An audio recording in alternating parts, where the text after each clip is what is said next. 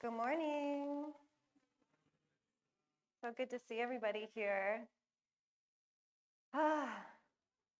Something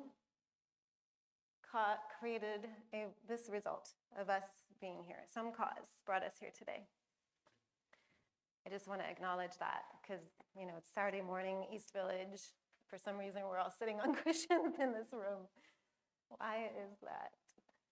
Curious. But anyway, when I was, I've always had like a mind-body kind of awareness. And when I was about 15, my mom handed me a book called Creative Visualization. And it was by Shakti Gawain. And the idea of the book was that you would visualize and use your imagination to visualize what you wanted to manifest in your life. So I was 15. So it was like, a boyfriend, bigger boobs, like what was it? That entire summer, I went to my dad's house. I brought the book. Every day I set aside time. I laid down and I visualized the circles they told me to visualize. I'm hovering over my body. Eventually they would merge, come through my body, clear it of negativity, fill it with positivity. And I would visualize Corey Peterman as my boyfriend. And that next spring, Corey Peterman became my boyfriend.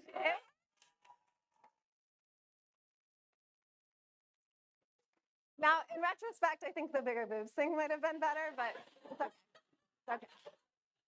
I was happy until I wasn't.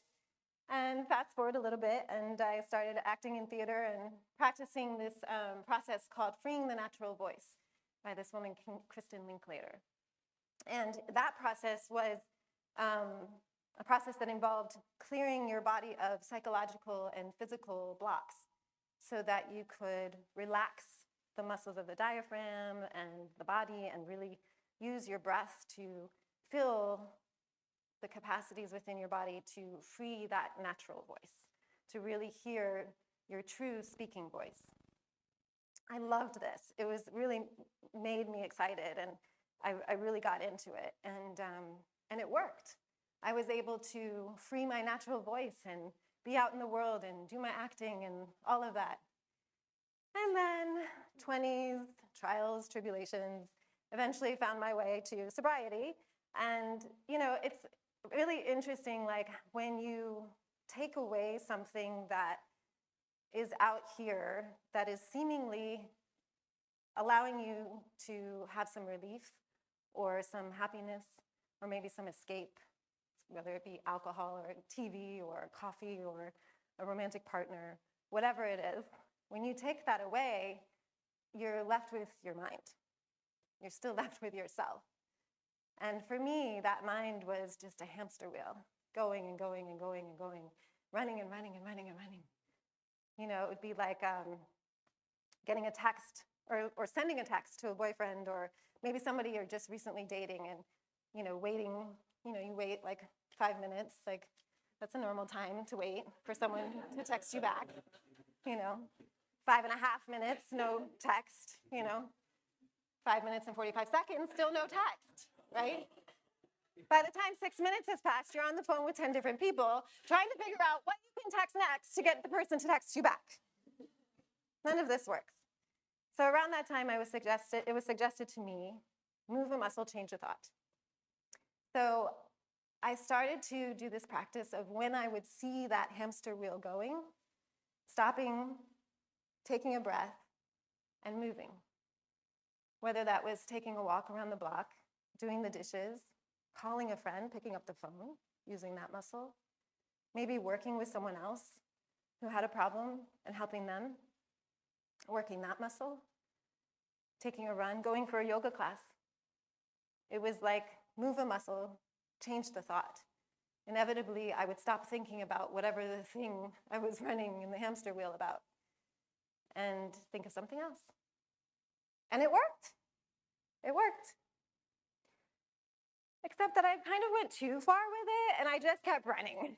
I kept moving the muscles. I kept like being busy, helping everybody, doing lots of yoga, doing Pilates, doing exercise, doing everything, but not really understanding And it all kind of came full circle last year when I did the meditation teacher training with 3 Jewels.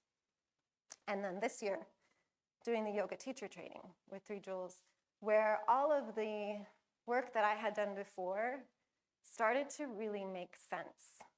And I began to practice not only in a deeper way in my yoga asana practice, like really getting into those positions. And when Sachi said smile, instead of wanting to punch her in the face, like I used to, I would smile and I would think about someone else who needed to feel better that day. But what do you do when you can't move? In the second week of yoga teacher training, my back went out. And again, earlier this week. And I couldn't do my asana practice. So what then? Well, I used to get really angry in those moments, poor me. What am I gonna do? My life is terrible. Like, I would just spiral out. I'm gonna die, all the things.